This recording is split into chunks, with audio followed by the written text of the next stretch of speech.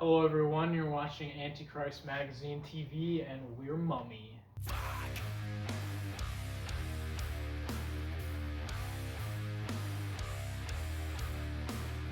Hi, my name is Tyler Ferry, and I play the drums. My name is Tristan Green, and I play the bass. I'm Aaron Schroeder, and I sing and play guitar. My name is Angelo Quiros. I play rhythm guitar. There's not really any certain meaning behind our name. It's just when me and our old guitarist would play together in middle school, my solos would always sound kind of like Egyptian because I used the Phrygian dominant scale. So we were like, dude, it's mummy metal. So we're Mummy. Yeah, easy chanting name, you know. Tomb is our debut album. It's kind of just a bunch of songs that we've gathered over the years, playing together, and as well as some new songs that we wrote during the recording process. We were writing the album when it was just me and our old guitarist, and a majority of the songs are from that era. And then Tyler joined in the mix, and we sort of rewrote "Call of the Banshee," and that was the first song we ever released. And then after "Call of the Banshee," Tristan joined, and then we wrote a few more songs with him that are on the album. So as far as recording the album goes, we recorded it with one of our friends, Nick Gerke at Slime Space Studios. He helped us produce, mix, master, and as well write different parts to it, making the songs better or the best they could be. He recorded a guitar solo. He joined the band sort of towards the end of the recording process of the album, Like really late. like when it was done, basically. In the last month or two of it all. Yeah. There's a few different themes within the lyrics of the album. It's not really a cohesive album that sort of tells a story with all the songs going in order. It's just sort of we kind of just shot our load out there with whatever songs we had to start off with. There's a few on the album that are about history, like Honor and Massacre and Winter are about historical events.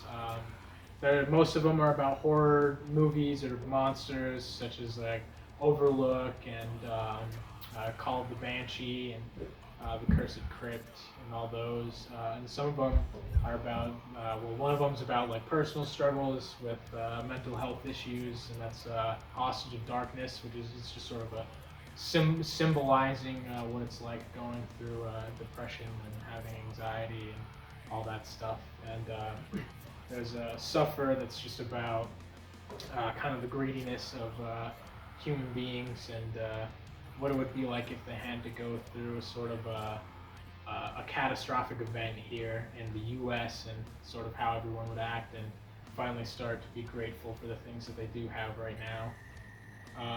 And then Sleep also falls under that horror genre. It's about sleep paralysis. Yeah, so that's basically it for the lyrics. So as far as the album art goes, the initial idea going into it is we wanted the album art to kind of represent our actual name. As far as obviously it's a mummy on the cover, so there isn't a whole lot of explaining to go through there. The guy who drew it up for us, Austin Riley, had a White Raven tattoo here in Salt Lake Valley. So yeah, that's really all there is behind it. Just wanted to symbolize our name. I think it certainly helps, but I don't think it's really important sort of in our current age of music. There's plenty of bands out there that can succeed without having a huge label deal. It certainly helps with like getting publicity and everything, but I think that it's not really something that's completely necessary, and I feel like sometimes it can kind of hold you back to where you're sort of a slave in this contract with some greedy fucking company that doesn't really care about your artistic vision or anything like that. You know what I mean? Yeah. Well, when COVID first hit, we had probably six shows planned with just in a few months in advance, and had to cancel all of them. A few of them got postponed, but then later just got canceled. And now we're showless. He hasn't played live with us yet, so he doesn't have any. Joined during COVID. Yeah, joined during COVID. That's money up for the table. I have a few.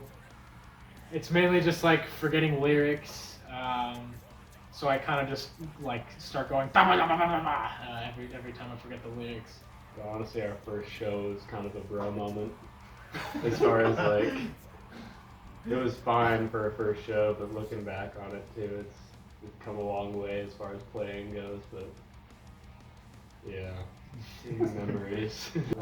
For me, I was playing a drum solo at one of our shows, and then like halfway through, my left hand just went completely numb, and I couldn't use my fingers, and I just had to death grip the stick and just try and finish it without it falling apart. We did a cover of Raining Blood that was pretty horrible. You have some pretty bad live covers that we did. Yeah. Like specifically some of the Misfits. We Are covers. 138. Yeah. Somehow we fucked that song up. That was pretty terrible.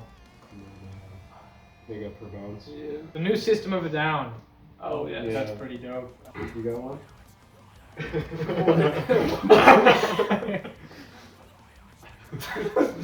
For me, it's not really new anymore, but we kind of showed me Polaris and stuff. Not the album kinda news. You interrupted me. Go ahead. About Polaris. I said the new album was good because Aaron showed it to me and it really stuck with me. Now you can go. Knock loose. You got anything, Tyler? You know, Knock loose. all music is good.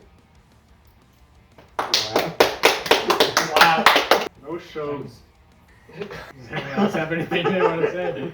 I think once COVID is gone and we can start playing shows again, I think since everybody's been locked up for so long, then more people will want to come out to shows, and then they'll just be a lot more fun.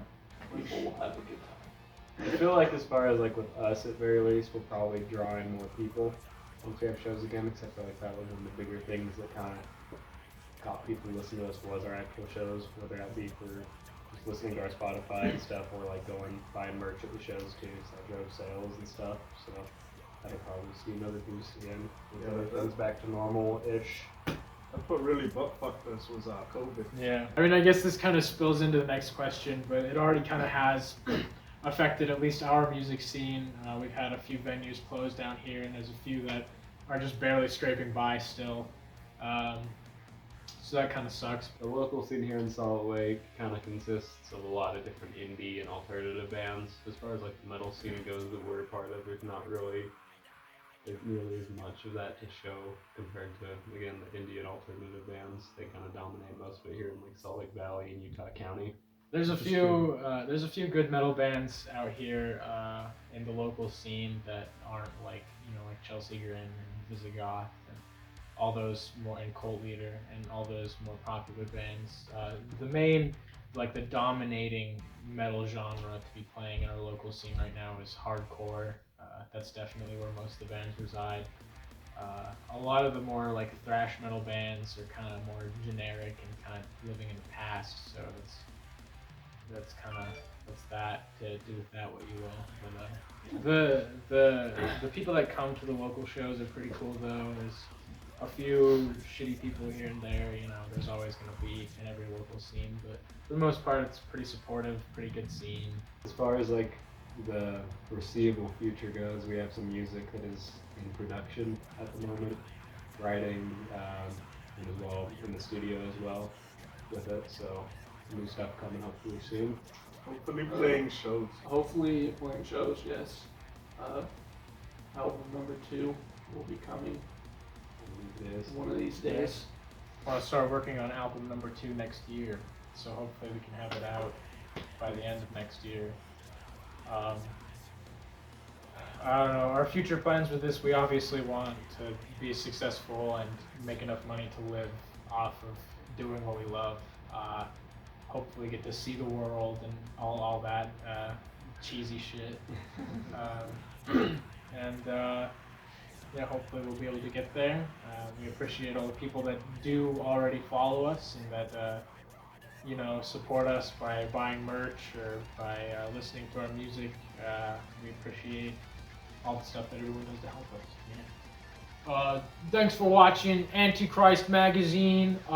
We have been Mummy. Follow us on Instagram, on Facebook, on Twitter, even though we don't use Twitter. Follow us on Spotify, Apple Music, YouTube Music, SoundCloud for some deep cuts with some demos and everything. Thanks for watching, everyone.